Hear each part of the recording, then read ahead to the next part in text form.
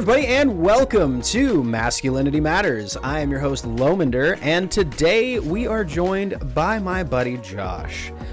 Josh is a guy I've known for a number of years that I'm sure exists somewhere, but I don't know how many it is. And to call this guy an enigma is a bit of an understatement as far as my experiences are concerned. But that doesn't really describe what a person is. So Josh, since you know you better than I know you, could you explain who you are to those people?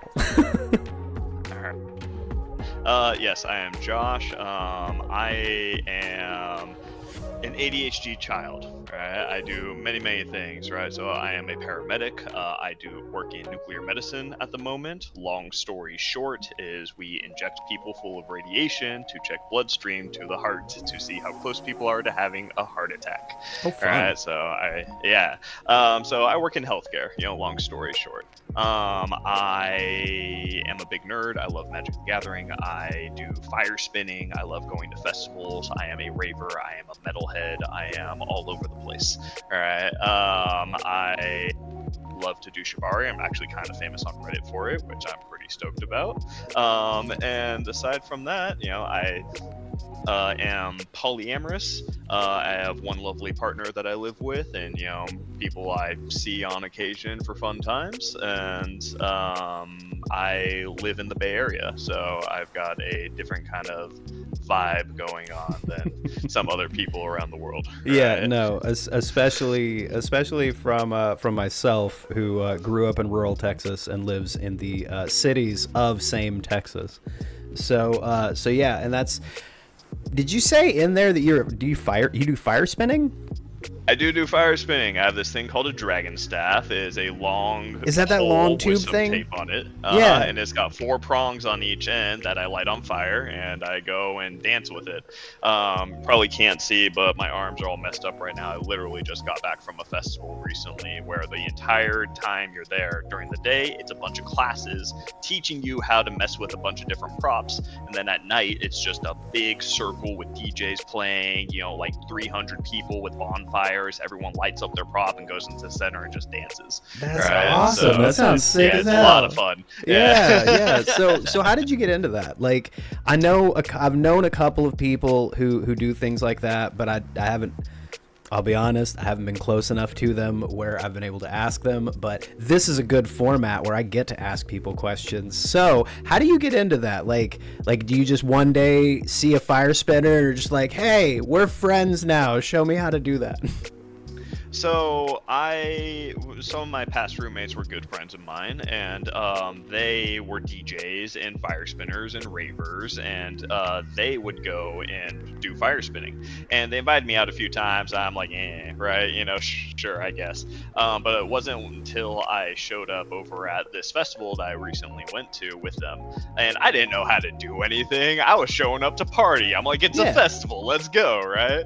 And during the day, I was kind of bored, and that night we would all go into the circle and just everyone will pull out their props and they do some phenomenal things, right? Like just fire all over the place, cool geometric designs behind them, people are dancing with it. It's really awesome. And at the end of it, I'm like, I get it, it's awesome, I'm in, right?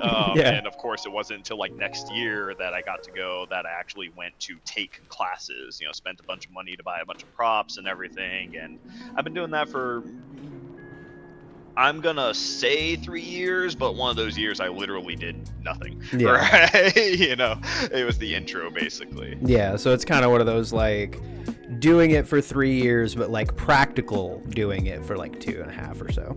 Yeah, I would say probably like 1.5 to 2. Oh, okay, right? okay. Yeah, it's always, you get binge periods of it. I'm what I like to call a 2-week ADHD person. So I will have a hyperfixation for 2 weeks. If I don't do what I need to in those 2 weeks, it's never getting done. Never getting done. Right? I fucking feel that so heavy. I say as I look at a huge folder full of scripts and video ideas that I have not done. But man, I did a lot of work in those like 2 or 4 days that I was really interested in it. So, Josh, as somebody who, in my mind, is in person, like, your presence is exuded. Like, to me, you exude a lot of that, like, I guess I'm realizing as I think about it, that it's more of the like presence of somebody that like has a big personality that like enters a room and just kind of like not necessarily commands respect per se, but is somebody that like when they are around you feel that not necessarily like fatherly energy, but like that safe man energy, safe dude energy type thing. And as somebody who is pretty gender fucky, that is really, really interesting to me, how like somebody who by all metrics that I grew up with is a bit more effeminate than some of the men that I have seen who are much more like bearded, hairy dudes, like, you know, truck drivers, that sort of a thing. But like you exude that like presence more than those guys do, which tells me that it's something outside of what we can tangibly see or potentially even quantify. With that being said, one thing that I do like to ask everybody that comes on here is a fairly simple question in theory, but one that I have noticed gives people a lot of pause when they actually have to answer it. And it is, what is a man? So, I now present the question to you, Josh. What is a man, and how do you feel? Like, what is that to you?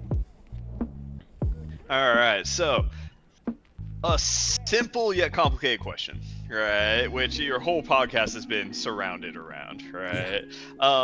So I'm going to touch on my upbringing, which got me to being me, after we do a few talks about some other things. I actually prepared for your podcast here. I went to the gym this morning and decided to ask around random people at the gym and a few select friends, what is masculinity?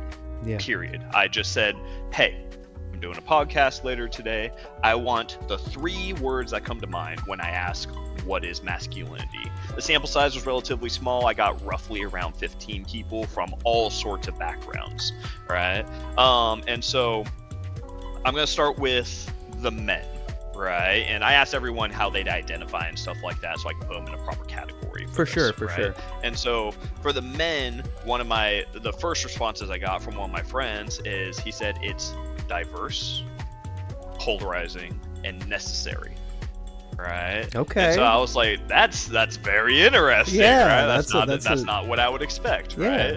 Right. Which I could totally understand, because as a whole, from all the questions I asked people, diverse is one of the best words for it, right? All in all, I've noticed we have basically 2 sides of a coin. We have the positive side and the negative side of masculinity that people think of. And so we're going to see a good section of either of those sides from all genders, right? Polarizing for sure, right? And necessary, which I didn't ask them to like further elaborate on, and I wish I did. Right? I can kind of understand. Someone else I asked, he said it's very egotistical.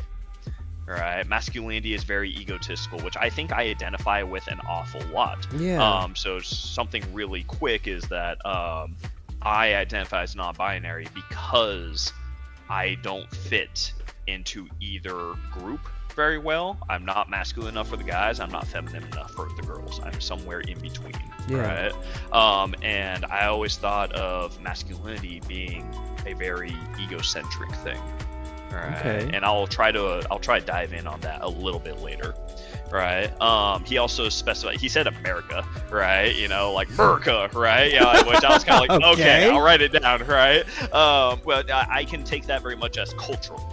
Yeah, right? well, I mean, really, hold on, I kind of want to dive into that for just a second, because one of the things that I've kind of noticed whenever, and I've talked to a couple of people, the episodes aren't out yet, but they're coming, from the UK, and I've got another guy from Brazil that I'm still trying to get on the schedule, but like, one of the things that I thought was really interesting was when we talked about masculine figures.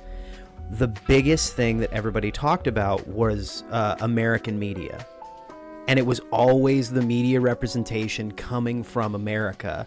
And like when I think of the masculine icons of my growing up, then it's like John Wayne, it's like Clint Eastwood, and it's like, again, it's all, and I'm from America, so like it kind of makes sense.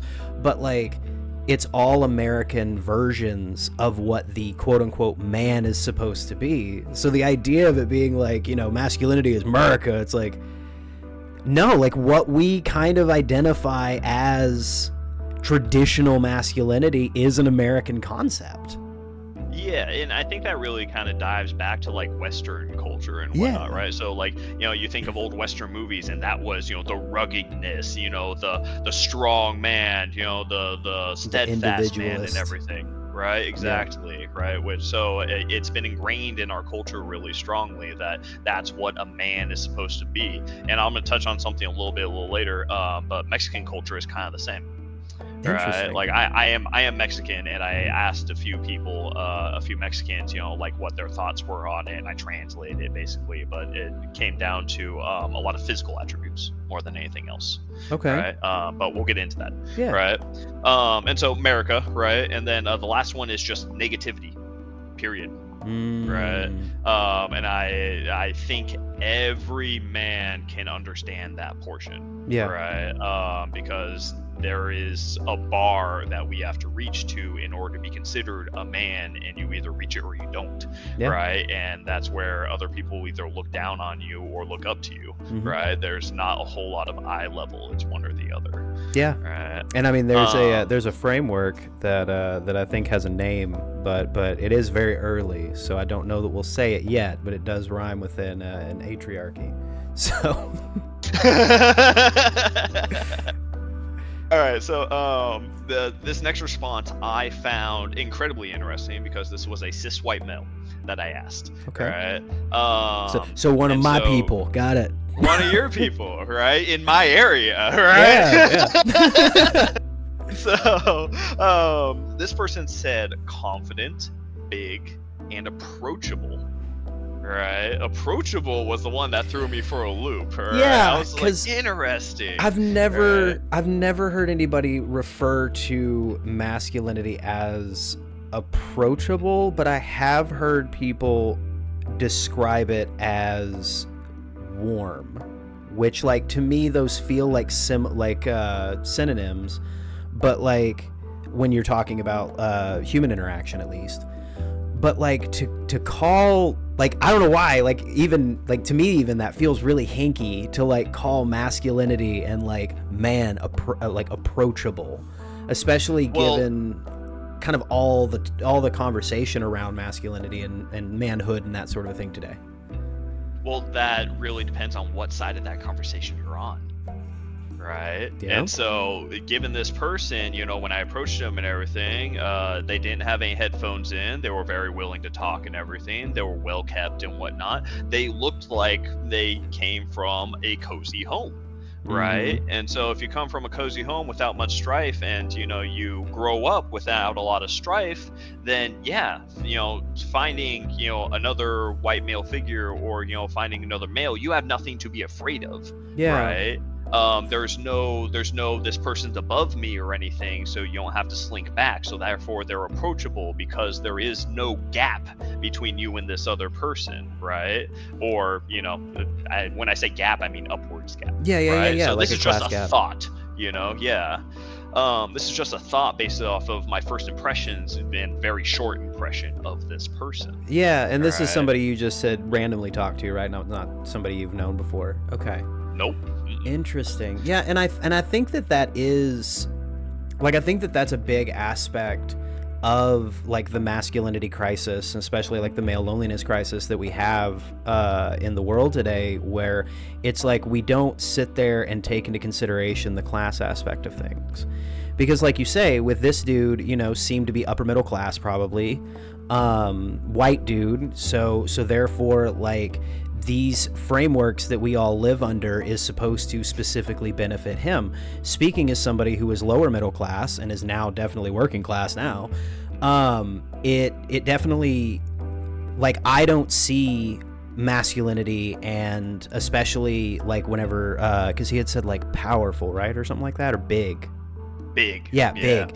I can't, whenever I think of like big and masculine, that's not something that I'm viewing as like comfortable, as something that's like that to me that feels like a boss. Like that's the fucking that's the big guy upstairs, and such like that.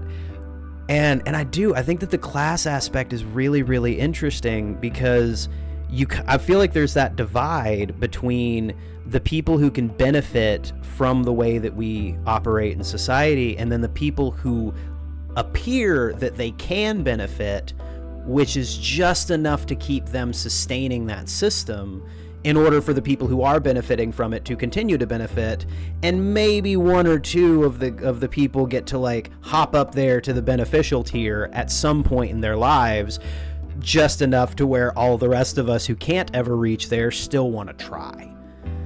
So yeah, I kind of wish you knew that person, because I'd be like, hey, bring him in. I want to talk to him. I want to talk to a guy who thinks that big masculinity is an approachable thing. I can give you a reference once we're done. Right? I have someone in mind that might be able to scratch that itch for you. Nice. All right.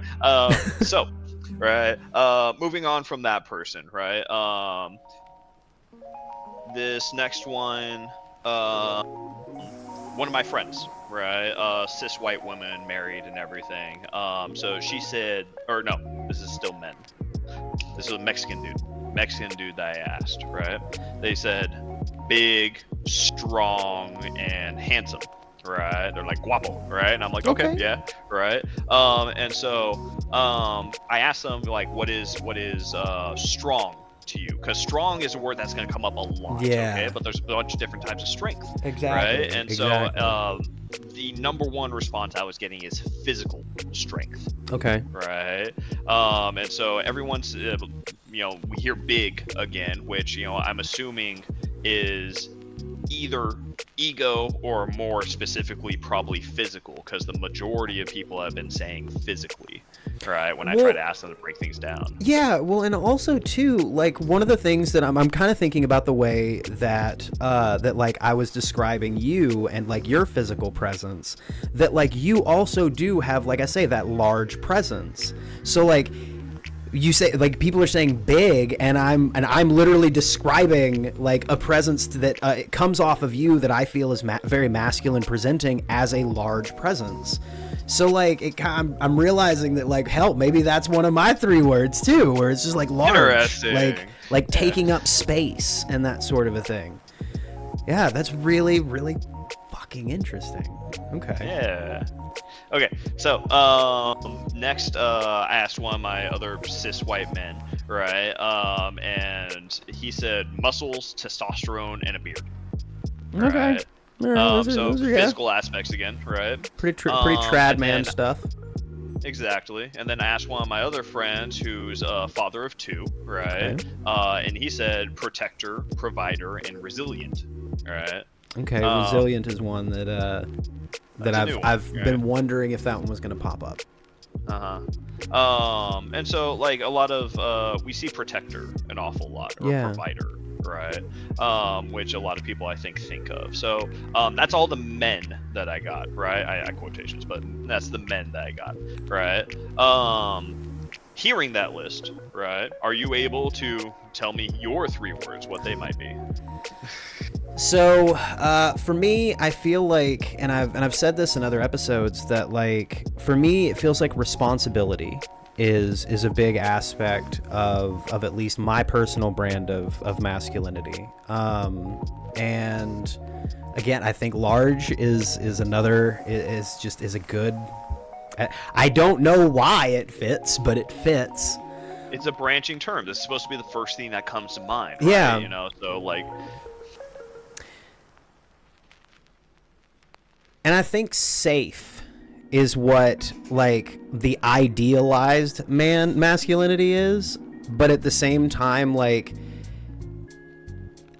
it's something that feels safe to me because I am well within it, if that makes sense.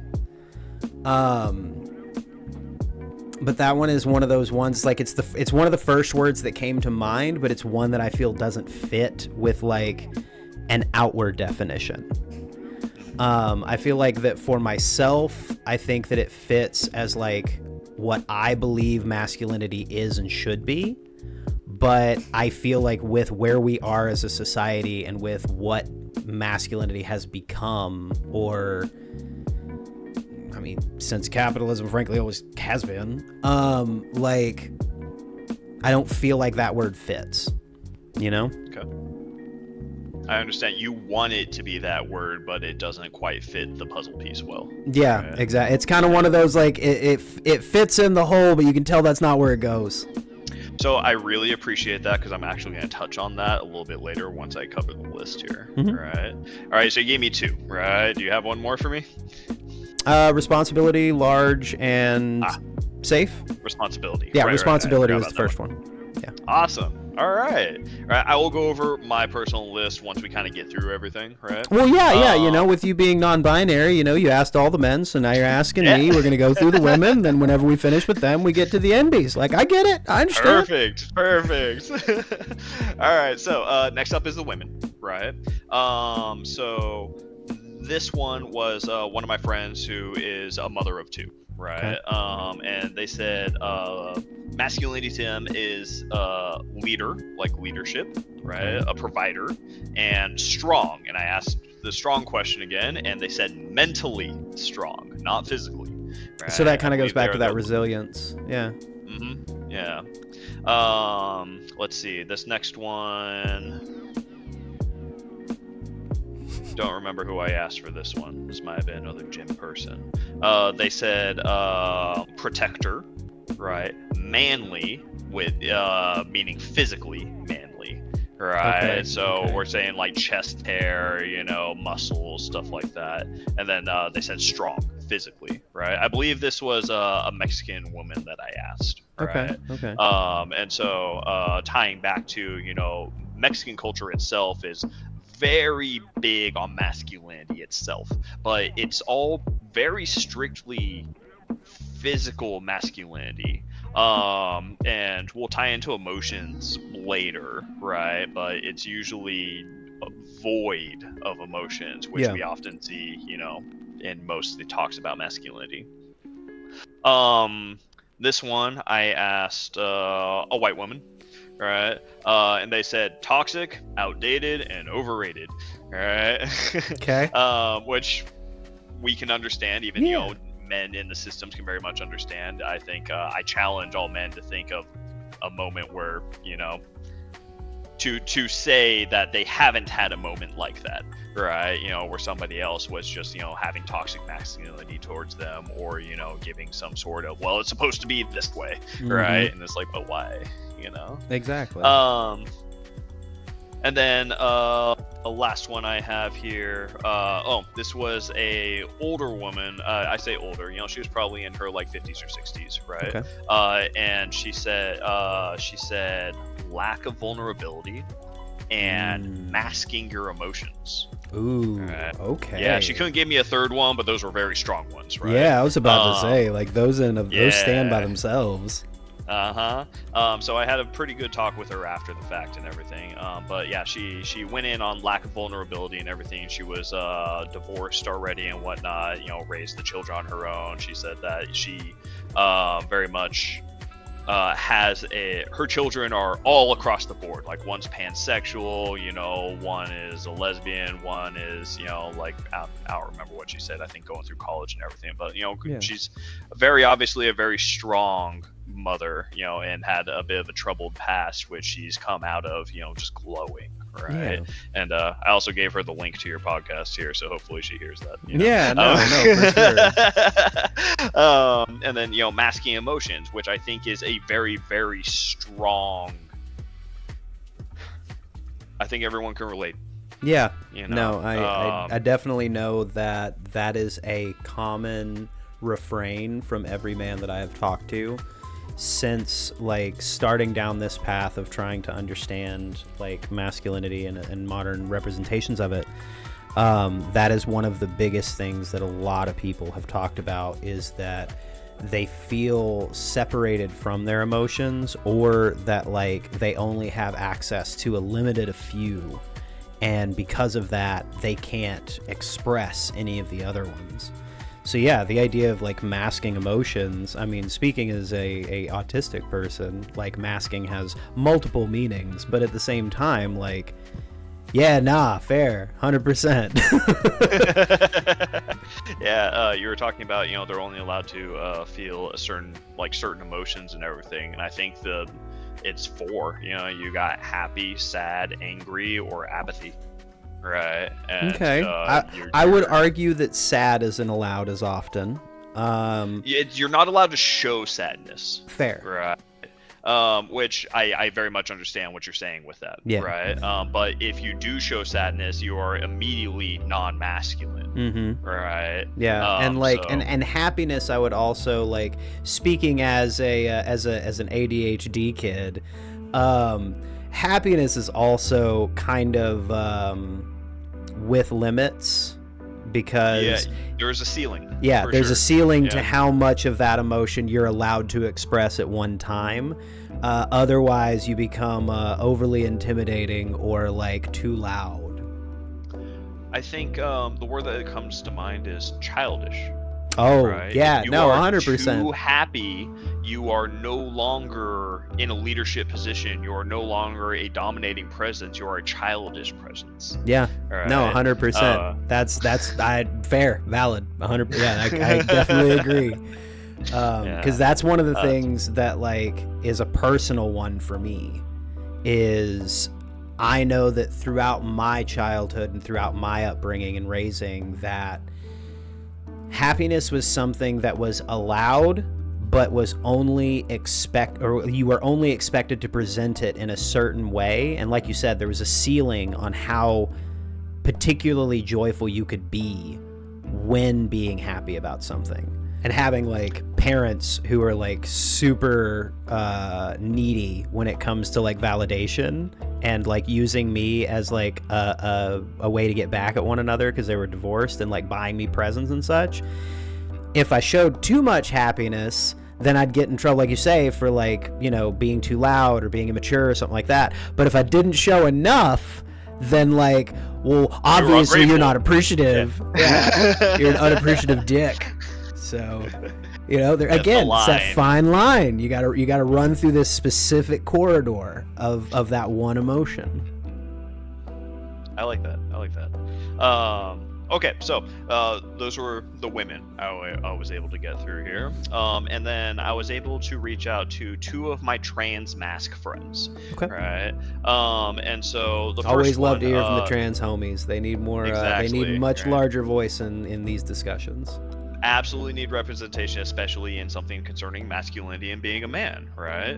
I'm gonna add one more thing to the end of this. There's only two people I was able to talk to here, right? So the first one said gender, expression, and identity, right? So just purely like being able to express yourself, which I find very interesting, because that is the complete opposite of what any man you ask growing up, right? Are you able to express yourself? And they're kind of like, right? Yeah, that's interesting. So it's I don't want to say it's an outside looking in thing, but maybe given the adversity they've had growing up and everything, they haven't had people telling them, no, you're not supposed to act like that as a man yet. 100%. Right? I've talked to a number of trans people in my life, and I've had two on the show, and that is one of the things that I have learned from talking with them, and is that a lot of the reason why they feel that masculinity is something that's like easy to express is because they're able to define it themselves, because they recognize that there is no quantifiable, immutable characteristic that creates this thing. It's just a thing you do, and that's like, it makes sense, or maybe I should rephrase it. It makes sense, but it doesn't make sense, because like I'm still within that like, well, no, it's a thing that like is a thing, but like I can't so I'm gonna tangent real quick, and that was a very autistic thing to say, and I appreciate that because my partner is also very autistic, so I'm used to these conversations, right? Where it's very much you are told this is the way something's supposed to be, and you ask why, and they go, no, it's the way it's supposed to be, right? You don't get a why, it just is, right? And so you have to tell yourself, well, I'm not allowed to ask that, it's just the way it is, and I have to ignore that now. Right? So I appreciate that. And and it seems like too that it's like that's something that like the autistic in me questions it. And like, but then the like people pleaser in me, whenever people are just like, no, it is what it is. Like, oh, okay, well then we don't ask about that, and that's fine. But then I feel like there is like a level of society and like men out there that just don't even ask the question. That don't even ask why is this the way that it is. They're just like, oh, okay, well that's how it is, and that's how it is, and that's what we do.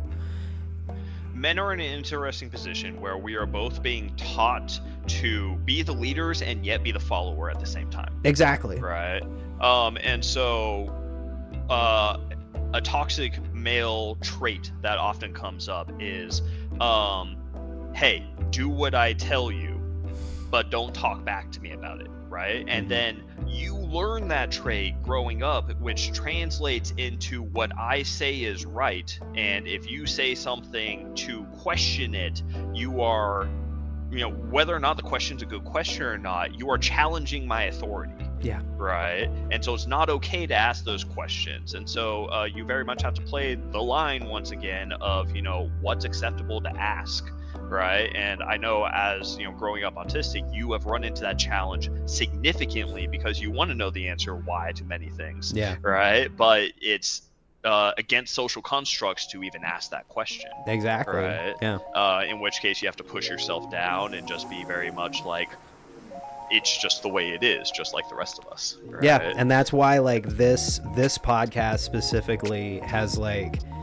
one, it like scratches that itch so hard. Like, I don't know if you've ever had somebody like scratching in the middle of your back where you can't ever reach, and it's like they're scratching something that's been there for years. Like, it does that for me because I'm getting answers to the masculinity question that I've had since I was fucking 3. So it's like, yeah, fantastic so it's great. Safe spaces. Yeah, right? No, it's great. This is the importance of safe spaces, boys. Like, let's talk about it. But anyway, so go ahead. You were still have some more. All right. So the last person I interviewed here, also trans mask, right? And for both of these trans mask people, they are very femme presenting still, right? Yeah, For those of you listening, you do not have to be strictly mask presenting to identify as mask. I'm not going to go a whole lot into that. But what they did say is protective, yearning, and caring. Right? Yearning. And caring. That's yearning, right? The yearning one is a really interesting one to me. And following that up with caring is kind of like a 1-2. So it's two things that we have not heard yet. Yeah. Right? Which is great. Right. And so protective we can understand, right? Kind of the same that everyone else has been saying. Yearning. Now, given that they're trans, I wonder if this is very much a, something that they want to present as, want to be seen as, and that's where the yearning's coming from. Once again, I didn't ask them follow-up questions on this. So that is just my initial thought on that, right? Another yearning is they do date, they were dating an awful lot of, men, right? So maybe it has something to do with that. They just recently came out as, swinging the other way. And so, like, fantastic for them. But if that's the case, I don't think yearning is going to be in that aspect. Yeah. Right. So I do wonder, because I know that there is one of I build my algorithms brick by brick, and one of my main foundational bricks of my algorithm and threads is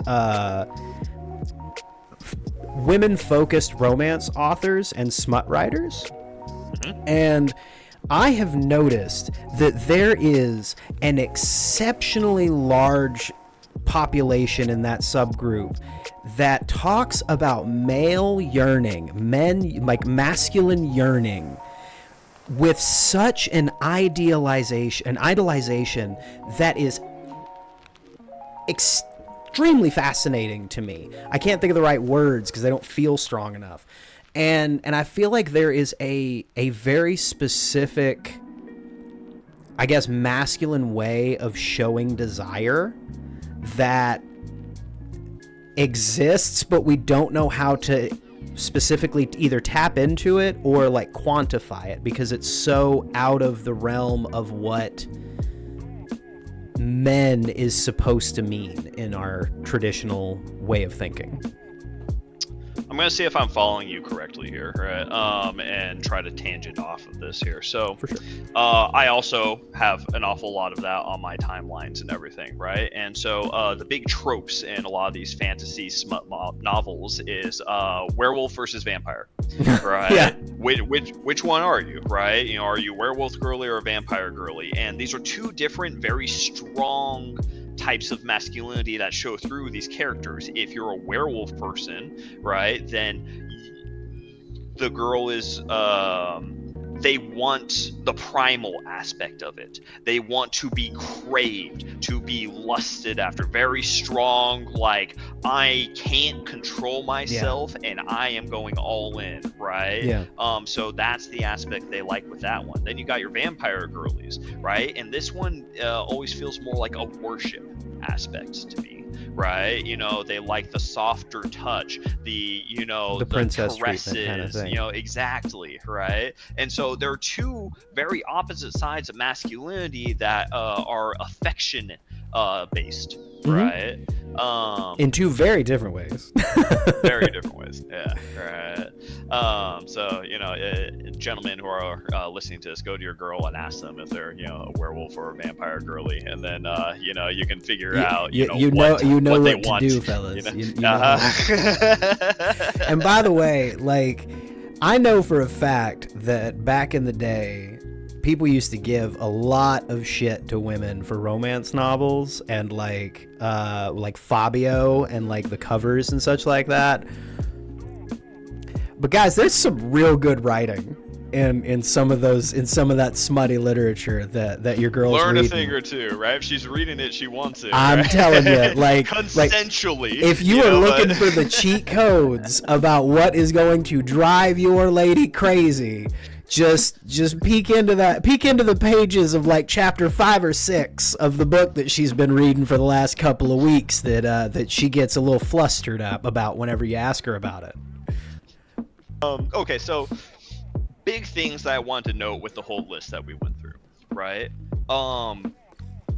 2 words that I did not hear when it comes to masculinity is supportive and emotional, right? Yeah. Emotional is kind of the given, right? We kind of assumed that one, but supportive really, really surprised me, right? So especially I'm gonna ask you, that no men said it. So I'm gonna ask you, when you think of masculinity, who's the first person that comes to mind for you? Probably the normal answer everybody gives, my dad. Exactly. Was your dad not supportive? No, and I don't mean not to at all. Pry into your life. Not Yours even wasn't, remotely. Right? No, he was a complete and total piece of shit. There you go, right? You know, which is going to be an answer sometimes, right? But I think the majority of people, you know, when they think masculinity, like they are going to think like, yeah, you know, I had an all right dad. That might not have been the best, right? But they were all right. You know, my dad falls under this category, right? The more I grew up and listened to things, you know, like I realized how much my dad actually did for my family, which was fantastic, right? And so we had very opposite experiences then, because as I grew up, I realized how little mine did. So, my dad was very supportive for my family, right? Yeah. So I grew up with myself and my 2 little sisters, right? And then my parents divorced when I was hitting puberty, basically, and It was a messy divorce. It lasted like 9 years. It was insane. Oh wow! Right. So for emotional, right? we talked about kind of briefly, where guys are not allowed to be overly emotional in Yeah. any sense. And so one of the very distinct memories in my mind is, when I think masculine, I think of my father as well, Mhm. right? There is only one scenario I remember my dad crying, and that was during the divorce. Basically, when my mom said it's over, Yeah. right? And I remember he went into the bathroom and he just let it out, right? And you can hear it through the entire house. And it was just a heartbreak of no bounds, right? And to hear your, idol figure to do that, basically, to have a complete breakdown when you've never seen it before. I was like 16, right? Well, I was 14, Yeah. right? When this happened. And it was a different experience. I can because, imagine, yeah. You're not taught that, right? You're not taught that you're allowed to do that. And even for him, he stepped away from everybody and he tried to cover it up as best he could, right? Funnily enough, I have a similar kind of story to that with my dad, but like kind of the opposite, where I know that he told me once that he had cried whenever my grandmother called him to tell him that his sister had died. And he had told me that had happened, but I never actually witnessed it. But I remember that with as emotionally ignorant as he was, and with as like emotionally separated as he actively made himself to everyone around him, I remember feeling this sense of like emotions are like weak, and that like my dad is a strong person and that's why he doesn't like showcase these emotions and so on and so forth. And it backfired on him. Doing that backfired so heavily on him that whenever he was in the hospital and like was sitting there kind of having a breakdown about the fact of that, like he was in the position that he was in, I think he kind of at that point knew he was dying, but like he started crying, and I was confused as to what was happening, because I saw that this man who eschews emotion and like doesn't even want it in his kid suddenly starts like breaking down, and I just felt like this sense of like, I hate to say the word disgust, but like I think that's what it was. I think that's the most accurate word, was that like I had this sense of like disgust with him, of just like, how can you have this emotion now when like your entire life you've told me that this isn't okay to do? Like, how fucking dare you?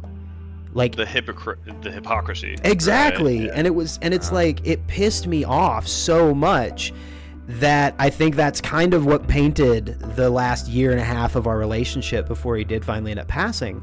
But it was one of those things where it was like, I had this disdain for him, for like going through our entire lives being this emotionless wall, and then expecting some form of like reconciliation there at the end whenever he finally shows these emotions. And I guess he was expecting like a Hallmark movie or something, and then I'm over here just like, yeah, that sucks. You remember when I was crying because I didn't feel good in the hospital, and you told me that like I just need to suck it up? Maybe you should do that. And the cycle perpetuates, right? Yeah. I'm just saying. Look what you taught me, Dad. There's right? a reason. Aren't you proud of me? Right? There's a reason why up until the age of 28, I think, I was very adamant on I will never have children, because I am not going to pass on the same shit that my dad did, and I didn't have the emotional and mental capability at the time to be able to unlearn those habits and those patterns.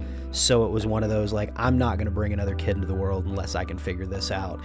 And then the world caught on fire, and now I'm just like, I don't want to bring it in because, man, this place sucks.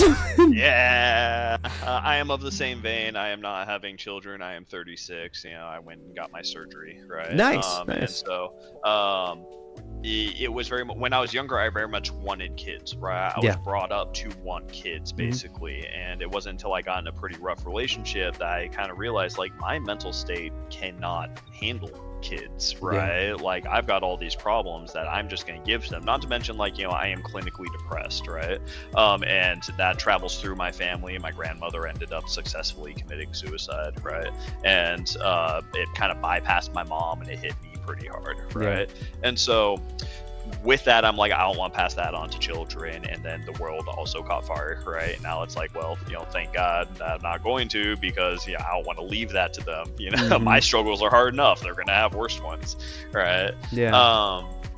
But the societal upbringing of, like, my dad wanted me to continue our family name, right? And so my sister wanted kids. My parents didn't want her to have kids, right? They want me to have kids. And I'm like, tough shit, which they're supportive, or they say they're supportive of now, but very much the not patriarchy, but the familial line. Okay, so I'm gonna jump into my words, right? So I have 2 of them thought out, and the third one might just tag on. Okay.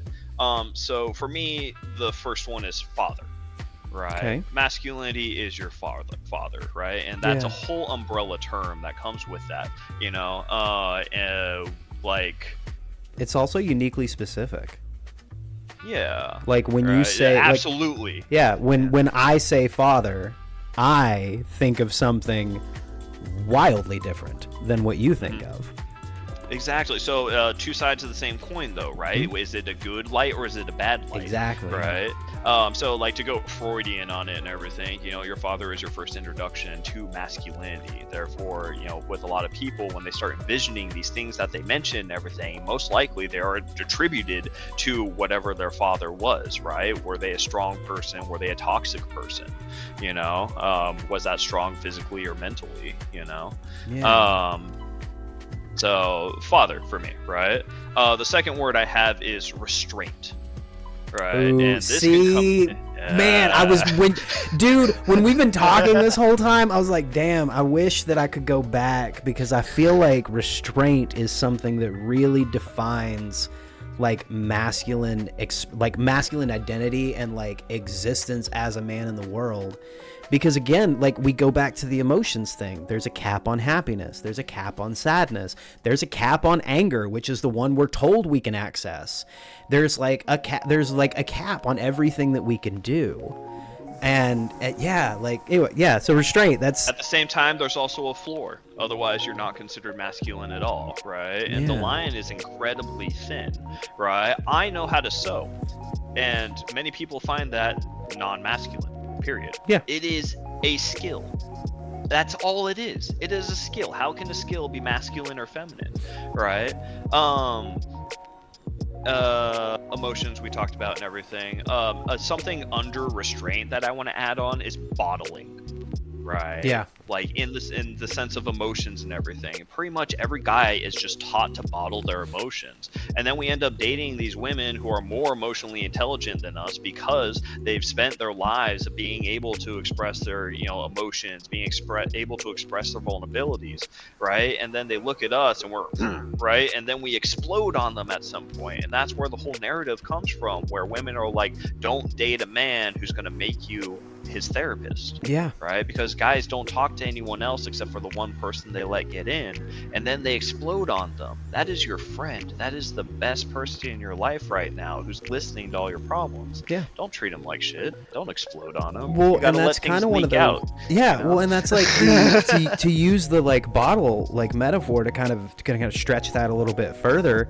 It's like the easiest way for us to kind of detangle how masculinity becomes toxic is that we need to kind of unscrew the cap on that bottle and kind of let stuff out. Well, the way to do that is to be emotionally intelligent. Well, the way that you're emotionally intelligent is you learn it from somebody, or you learn it from something. Most of the time, we as men, because this is what we're taught, use women for that purpose. And then we all of a sudden we get this emotionally intelligent person who's like, all right, well, let's uncap this bottle and see if we can't get some of the, oh my God, and then it explodes because we've been shaking it full of Mentos for the last 6 years. And then they pop that top off, the son of a bitch explodes, and everybody's sticky and everybody's angry and nobody's happy about anything. And it's like, we as men need to work on unbottling that and like unbottling ourselves.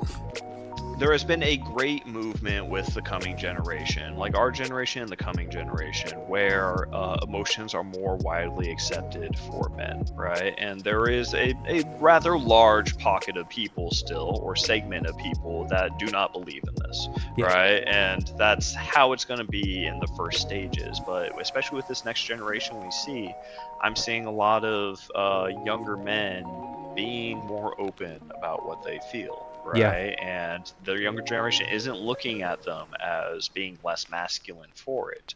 You know, they're kind of looking at them like, good, you're being a person. I you're love not that being for them. one side, right? So I'm really excited to see how the future, plays out. Granted, that's in my area. I don't, like I said, there's large pockets elsewhere which this is not happening at all. I can right? I can definitely speak to some of the younger men in my area and in my life. There have definitely, that is not the case, is how I can as politely put it as I can. I would posit there are some now who are much more bottled up than even we were. True. Right. You will always have the extremes, So I asked all these people these questions, and one of the big things that I noticed is strong was a word that came up a lot. Yeah. Right. And people meant physically. Right, and so therefore being physically strong is perceived as being masculine, right? If you ask people, about women weightlifters and everything, they'll often say, well, they're so masculine, right? Because they feel effeminated, right, by big muscles and stuff like that, and someone being able to outperform them, right? And so my question to follow up on this is, like, what animal might you think of when you think of a masculine animal?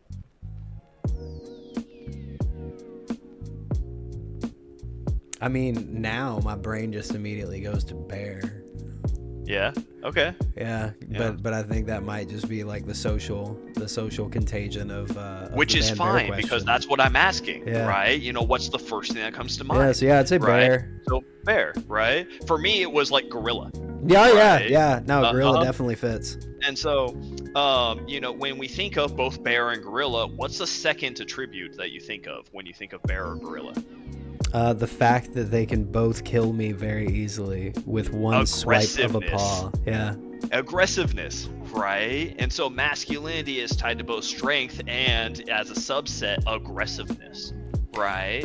Yeah. Now, I mean, the aggressiveness of like, and god damn it, here comes the autism. The aggressiveness of monkeys and the aggressiveness of bears are typically territorial based. Or safety based, so they're protective. Yeah, so I'm okay. Yeah. All right, and so like that's what most people might think of. The other one that came to mind was the kangaroo, because kangaroos are fucking terrifying. They're just right. But now if we're thinking about like strong physically or something like that, would you consider a whale to be masculine? No, ironically enough, my brain immediately thinks every whale is a woman. Yeah, right? But whales are 100 times stronger than, like a bear or a gorilla. Orcas can kill every animal on this planet without even trying, and the only reason why they are not the dominant species on this planet is because they don't want to be. Orcas I watch a lot of videos, terrifying. like nature videos and everything, and yes, I agree, right? Bad part is, as fucking deadly as those things are, my brain immediately though, orcas, they're all ladies. They're just badass ladies who like killing billionaires' boats. Every time I see a You and the boat go Lord's down from an work. orca, I'm like, you go, girl. You got this. Right, being like physicality, Yeah. you know, is tied to masculinity, right? But only in ways that we judge so, right? So it's a societal construct and everything, right? They're like elephants aren't necessarily masculine either, right? I feel they're androgynous. I don't really ascribe I can them understand that, a gender. right? But when I think of elephants, I think of like matriarchs, Yeah. right? Yeah, I think of like a matriarchal type society, but like in general, like elephants to me always feel like wizened creatures that are like old, ancient, wise, and that. So for me, I'm like, they eschew gender completely. They have evolved beyond the point of all of our human bullshit. That's why we're still monkeys slinging shit at one another, and they have figured out how to use their nose as a fucking straw. Well, I mean, to add on to that and everything, I guess a lot of finance bros also know how to use their nose as a straw. So we think of elephants as wise, right? Yes. And they are a matriarch-based society and everything. So we can definitely learn a thing or two on that, can't we? Wisdom comes with matriarchs, I guess, right? Anyway, so the last thing that I have on my little notepad here is something that my friend just completely out of the blue said to me, which was so strong it shook me a little bit, right? This is one of my friends who has a little girl, right? And he said, masculinity is like a tool or a material. It itself is not problematic. You can use it to fuel your home and cook, or you can use it to burn it down. So it's fire. Yeah, masculinity right. is like fire. It's very powerful. It is easily out of control, right? It's arguably the most powerful force on our planet. If you look at how politics are and everything, probably, yeah. I mean, yeah, like every well, I mean, let's be real. Yeah. How many countries are run by majority women? Exactly. So it's similar to fire. It is the most powerful force on the planet, because at the end of the day, everything burns. Like, no matter how good we humans get at making fire resistant or retardant things, everything will burn if it gets hot enough. And similar to what they were saying about like masculinity and all that, I feel like, again, we're back to the responsibility thing. It's a responsibility that you have to have, because as a man, we are given this like flame that is masculinity, and we can either use it to try and build up our communities, or we can burn, like they say, burn everything the fuck down.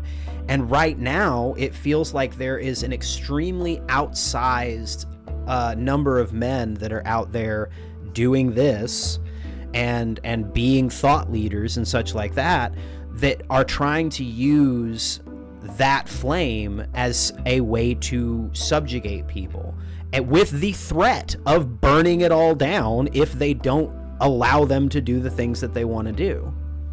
A lot of masculinity is, a lot of it is taught with the stick. Yeah. Right. And that very much projects into, when people get into powerful positions and everything like that, is that, like you said, do what I say or you get the stick. Yeah, right? Exactly. Like, it's very were carceral. Were you beat as a child, like spanked? Once, but that was all it took, because whenever you get a 70-year-old man with a ping pong paddle who was a Navy man thwapping you for something that frankly shouldn't have, it was an accident. Like, I actually wasn't even completely at fault, but whatever. You tend to learn, and the more that I think about it, the more I'm like, I got spanked one time, but bro, that class ring hit me on top of the head a lot. Mm-hmm. So, I understand that. So yes, kind of. It was very much a you listen or there will be consequences. And the consequences will be painful. Exactly. Yeah. Right. I also learned the same way, basically, the generational trickle down of, violence is how we will keep you in place. Right? Well, and like at least we can think about it this way. He didn't make you cut your own switch, and that's what his daddy did to him, I'm sure. And like, I think that that's another thing too that I find really interesting about men specifically, and like the way that we kind of restrict and limit like young boys' behavior is through that like carceral punishment, is through the, like you say, through the stick. And I wonder if there is a way that we could potentially figure out a more carrot style way of doing things. So one of the things that I do kind of like to do here in the back portion of it, we have talked a lot about like kind of what people think about masculinity, and like especially I really love some of the ones that were a little bit more negative focused, because to me that gives that, I always like hearing the negative aspects, because that tells me, okay, these are things we can work on, these are things we can try and like figure out how to fix. So what I like to do, because for me this is a show for people to try and find better sources of masculinity, and I wonder if there is any kind of advice or any thoughts that you have for like young men, boys kind of going forward, that might help in, one, their own presentation of masculinity and feeling confident and comfortable with who they are, but then two, how it can be presented in a way that society doesn't give the negative connotations to it that it kind of seems like has been ascribed to it a lot recently.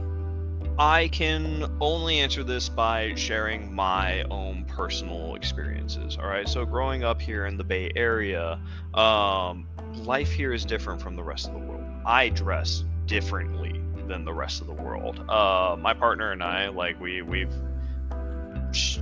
got these like elastic pants, right, with our like bell bottoms and everything, and I wear those constantly. They look great, right, and make my butt look good. They're fashionable and everything. They're very loud, right, and I wear like women's clothes because I don't give a fuck, right? And they look good. Clothing is clothing, right? And when I walk around, every once in a while somebody might be like, what are you wearing? Like, clothes. Don't you know that those are for women, right? I'm like, says who? Right? Like, why should I care? Do they look good on me? You know? Right? Like you noticed it. What's it look like, bro? Right? Yeah. So, like, I am a huge fan of peacocking. Yeah. Right? I like showing up to areas, and I like being the center of attention when I go in. I like getting attention and everything, you know, and I do rather well with it. And then when I don't want attention anymore, I go hide, period. Right? You know? But I very much love dressing up when I go out and everything. I like being the center of attention. And when I walk around everything, I really don't even, like, people look at me, but it's not bad looks. It's just kind of a, huh, look at that. Right? That's and, a thing. You know, yeah. And this is something that everyone struggles with when they're young. Yeah. People just don't give a fuck. People give less of a worth shit their than we time. think. Exactly, right? And so, like, I've been this way for a while. The first instance I can think of is, like, when I accidentally wore my sister's bell-bottoms to school when I was in 6th grade. And somebody came up to me, and they were just like, I didn't want to say it in front of anybody else, but you know you're wearing girl pants, right? And I looked down, and I didn't notice and everything. And I looked down, and I'm like, so? Okay. And he goes, okay. Aren't you embarrassed? I'm like, no, they're pants. You know, like, I'd be more embarrassed if I didn't have pants. You know? Yeah. And that was it, right? Like, quite literally. You know, if the only way to break the cycle of what's going on right now is to have people to break the cycle, and there will always be resistance, and this can apply to any number of things, right? But how you treat that resistance is how you set yourself up for success. Yeah. Right? So, you know, when I get approached and someone's like, well, don't you feel this? I'm like, no, why should I? Right? Make them explain what it is that they think you should be feeling. Yes, right. And this happens. This is a great example with bad sexist jokes, right? Bad sexist jokes, bad racist jokes, anything where, like, that shouldn't be funny, but I'm gonna awkwardly laugh because I don't want to be in this situation, right? It's to sit there and say, no, I don't understand. Why don't you explain this to me? And then they have to go on the journey of, oh shit, now I have to think about it, instead of just, hey, look at this great baggage my parents gave me, here's some for you, and you go, no thanks, why don't you tell me why I should have it? How about you unpack it first before trying to hand it to me? Exactly. No, right? and I love that. Like, if somebody kind of calls your shit into question or makes something that you don't agree with or any kind of off-color shit, make them explain it. Like, if somebody makes you feel like you're not putting yourself out there in the right way, explain why you should explain to me why I should care. Give me a reason why your opinion should matter more than my comfort. Give me a reason why more than because that's the way it is. Right? Explain why. Logic. Like, yeah. Not just because, well, this is how I was taught, or just this is what I was told. Because as a society, we are fantastic at just parroting things like that we don't even fully understand. You see it in politics all the time. You see it with social cultures. It's just around, and keeping the only way we can break. For. Exactly. The only way we can break these awful traditions that nobody really wants around, but they're still around anyway, right, is to do that, right? But that does take I understand that takes an awful lot of, willpower, brain power, and, ability. You're not in safe spaces when you're doing stuff like this. Yeah. And so I very much understand for the people, especially like trans folk, who are in very red areas or, areas that aren't welcoming for that type of thing, where it might not be as easy as just wear what you want. Yeah. Right. No, exactly. What are aspects of like masculinity and like male presentation? Well, not male presentation, because we're trying to keep sex and gender separate here. But like man presentation, that we just don't need anymore. I talked a lot about the what I say goes aspect. I think that one's a huge one. My way or the highway thinking. Exactly. Yeah. Right. And it kind of has that all or nothing thought. Is kind of attached to that.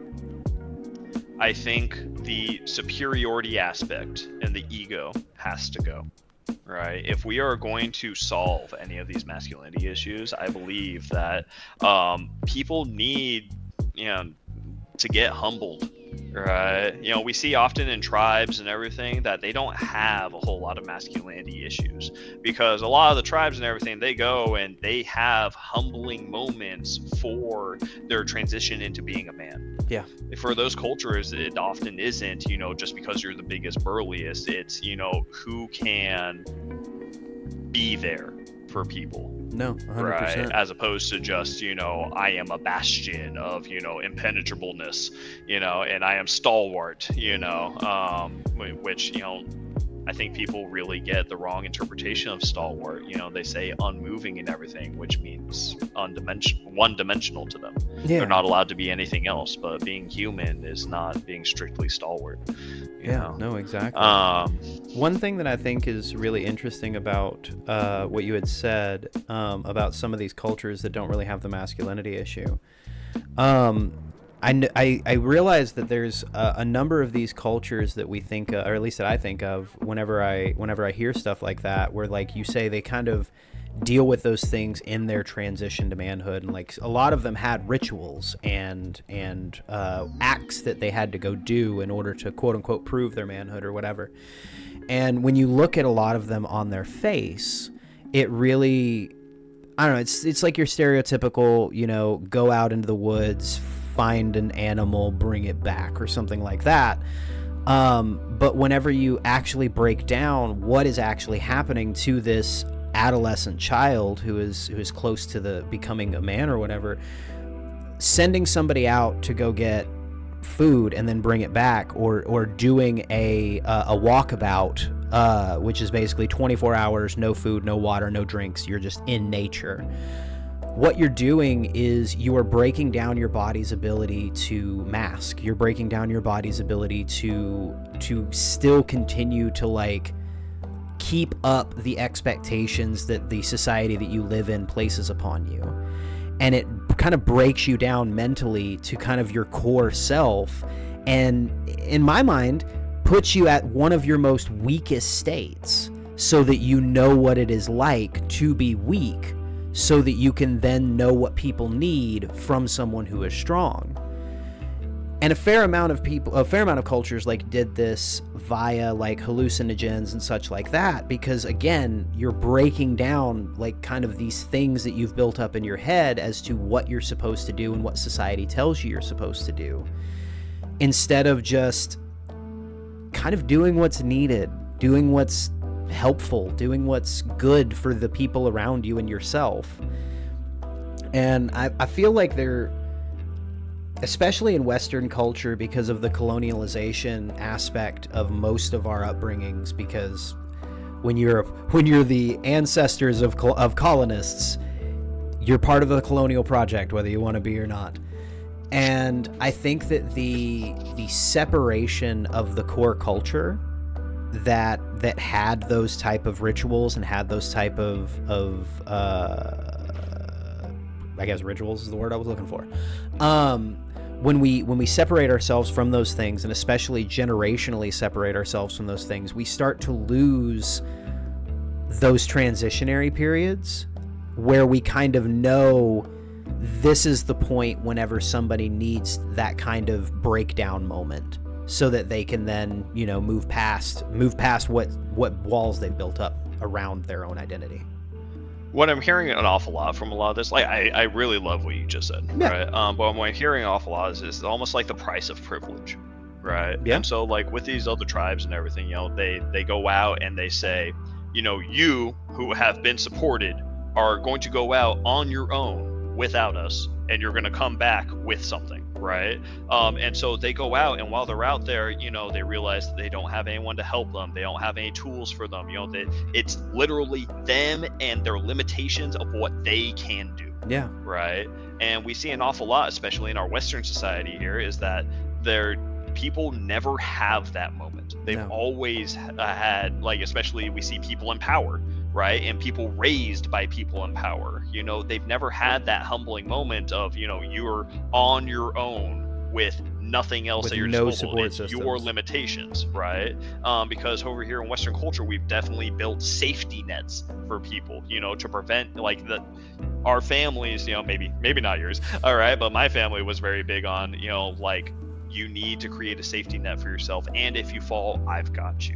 Right. And a lot of lower income families are very much that way, where they're like, you should try to create a safety net, but at the end of the day, you will have us. Yeah. Right. And that's not something you see in the higher class families. It's, you know, we will give you your safety net and everything. Right. But yeah, depending on what family you're looking at the end of the day, you know, if you gotta be cut, you gotta be cut, you know? Yeah. Well, and it's like, we sit there and talk about, I love hearing politicians and rich people and all that talk about the importance of family and the importance of like the traditional family unit and all that.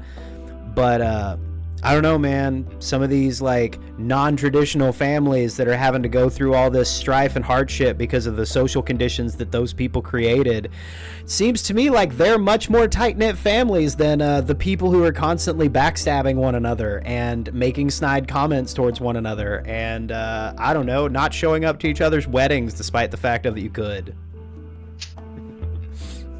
So yeah, I think there's a level of class that would be really, really interesting to kind of delve into another time. That I'm curious if the masculine presentation changes and masculine expectations changes as it pertains to class dynamics, because I do feel like a working class man and a Epstein class man are going to have two very, very, very, very different concepts of what a man does and what a man is. I feel like the primary factor that plays into this is how, I don't know how to say this proper, but like family plays into this, right? What is masculinity to a lower class, male with a family, right? That's versus an upper class real good male point. with a family, right? Because I believe that like having a family definitely teaches a lot of males for the very first time on how to manage their emotions, right? Because now you have a small vulnerable child that literally mimics everything you do, right? And if you're a shithead, they're gonna be a shithead, right? And so they're bringing to surface and mirroring these bad traits that you're putting out, and the only way you can fix that is by doing it yourself, right? You have to internally change yourself so that your little runt doesn't turn out to be a bastard, right? And I think with upper class families, and I can't say for sure, but like babysitters and stuff, and like caretakers often come into play, right? Where the family, the parents might not be directly related a lot of time, but leaving it to somebody else to raise the kid an awful lot, right? That's at least the trope that we are fed through, like media and stuff like that, right? But then there's also the other side that you have where well-off families, they have actually enough time to take the time off and spend as much time as they want with their kid, right? But then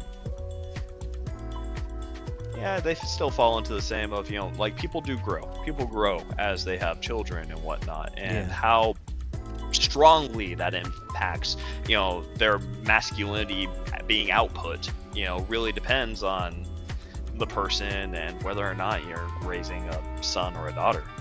Right. Well, and then also too, it's like what we were saying before, that like masculinity generally with everybody is always based in their father. And like I think that when you make that transition from son to father, I think that it adds that level of just like, oh shit, like serious weight. That it's like, well, now I have to be the man he was, but better. And it's always, I'm not going to do the things that he did. Exactly. Instead, we're just going to do other things that are going to mess our kids up in other ways. A whole new version of fucked up. Which we laugh about that as single, like non-kid having dudes, but at the same time, we're all going to fuck up our kids, regardless. It's just something I love to say. Is that parents are always first-time parents. Right?